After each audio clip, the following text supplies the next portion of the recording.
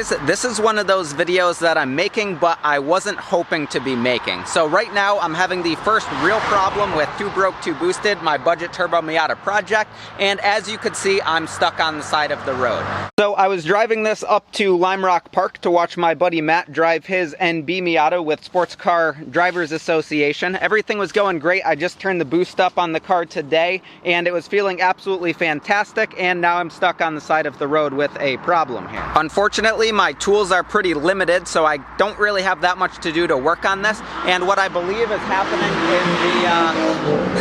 is the ECU's not really getting power, so it really cannot run the car at all right now. And the reason I think that is I was able to get onto the SpeedyEFI forum on Facebook, and people were trying to help me out, and there was a guy this morning who had his car die with basically what sounds like the exact same issue as what I'm having.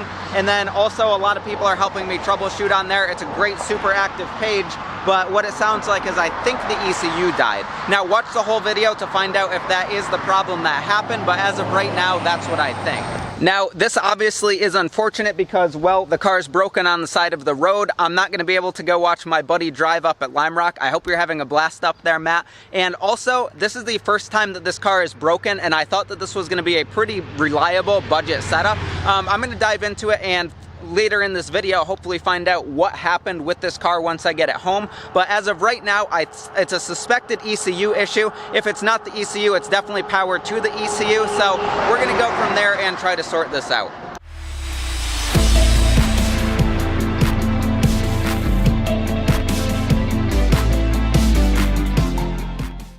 Alright, so the car is now back home. Huge thank you to you, Logan, for getting this car back home safe for me. And now we get to dig into what this problem is. So before we get farther into this video, I want to say that I am not upset with SpeedyEFI and that they are absolutely handling this great. They've given me a list of things to check with the ECU, and they said if any of the symptoms that caused the ECU to fail are on them, they absolutely will replace it under warranty free of charge. So thank you to you guys. You're doing the right thing here, and I appreciate that. Now let's dig into the ECU and see what went wrong. So here is the list of things that I need to check. Alright, so I've got the SpeedyEFI ECU disconnected here, and really I shouldn't have taken the whole thing apart yet. I should have just disconnected this wire, and what we need to do is check the switched and constant 12 volt power to this. That is the white and red wire there and the blue and red wire there. So we're going to check both of those for 12 volt power. My key is on, so at this point both of those should have power.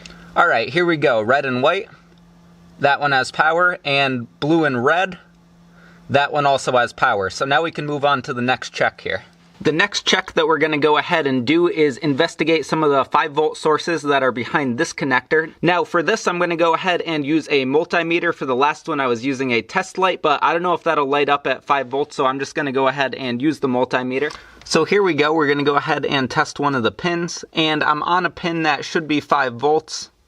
And if we look over here, we are reading 3.3, which is too low. Now, I checked these earlier and they're not reading 5 volts. The throttle position sensor and a couple other ones are reading below that at around 3.1 to 3.6, which indicates that there's a problem with the board. Now, to investigate the problem with the board, you need to take the cover off. For the rest of the stuff, you actually didn't need to take the cover off, but I did anyway. And you need to look at your Q1 down there and see if it's discolored. Now, I need to mention that this is not a super common problem with these ECUs. There's a small batch that came out that did have that problem, and SpeedyEFI will take care of you right away if a problem like this happens. Now, I can't zoom in quite enough with this camera to show you what I need to, but right next to that Q1 there's a little electronic component. To be honest, I'm not much of an electronics guy, so I don't know what it is, but I could see that that's been pretty hot and that it started to discolor, indicating that it's failed.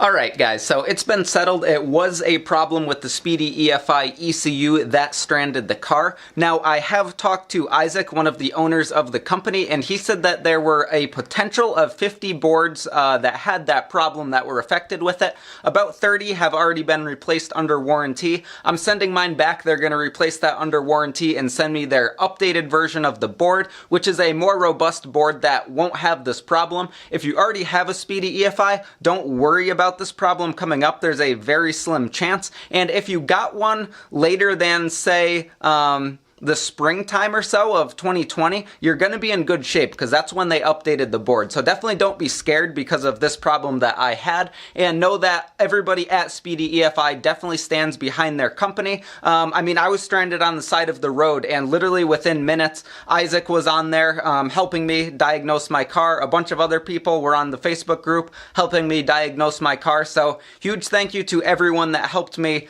sort out this problem, and we're going to get the new ECU in there and we'll be back and ready to go. So with that said, don't forget to like this video if you enjoyed it. Let me know what you thought down below. Let me know what you think of running this sort of DIY cheaper setup versus buying a tried and true super expensive setup. I'm still pretty happy with this, assuming nothing else goes wrong majorly, electronic wise or turbo wise and stuff like that. But yeah, let me know what you think.